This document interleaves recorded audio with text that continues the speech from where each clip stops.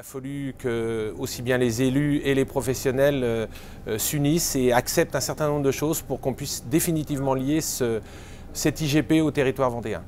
La particularité du jambon vendéen, c'est que c'est un produit qui est travaillé à la main, avec les épices, qui est un jambon particulier qui peut se manger aussi bien cru que cuit, et ça c'est unique. Et puis c'est vraiment un travail manuel, c'est un travail artisanal. On ne se rend pas forcément compte. On a plus l'impression que c'est un travail industriel, mais non, quand on visite les entreprises, vous l'avez pu le voir tout à l'heure, c'est vraiment un travail artisanal.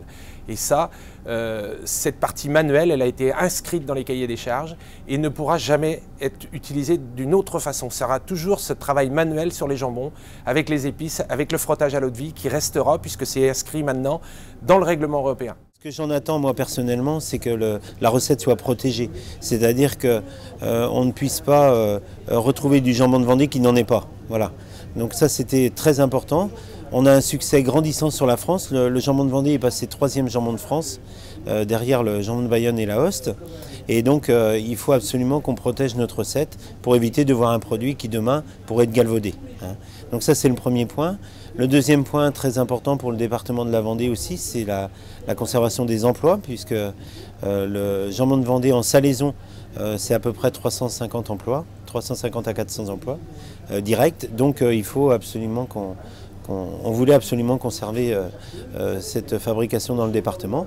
Et puis enfin, dernier point, je pense que c'est aussi le produit de notre enfance, à nous les petits Vendéens, le jambon qu'on consommait le dimanche soir, voilà, avec une tranche de pain grillé et de la mojette. Voilà. Donc c'est très important d'un point de vue économique, affectif et historique. L'attente, c'était la sécurité, c'était que le produit soit bien toujours le même, qu'on parle bien du jambon de Vendée qui est fabriqué en Vendée par rapport à un cahier des charges qui est déposé, et qu'on ne risque pas un jour de retrouver un jambon de Vendée qui peut être fabriqué en Chine, à Marseille, à Strasbourg. Et là, je pense qu'aujourd'hui, le fait d'avoir obtenu l'IGP, on a vraiment été au-delà de nos espérances. C'est vrai qu'on a tous, on en parlait tout de suite avec quelqu'un d'autre, le même cahier des charges. Ouais. Par contre, chacun a toujours son originalité. Dans une recette, moi je dis toujours, le restaurateur, il peut filer sa recette à 10 personnes.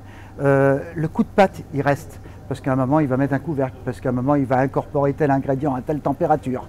Et ben, c'est pareil pour le jambon de Vendée. La recette de base sera forcément toujours la même. Par contre, chacun aura toujours son petit coup de pâte.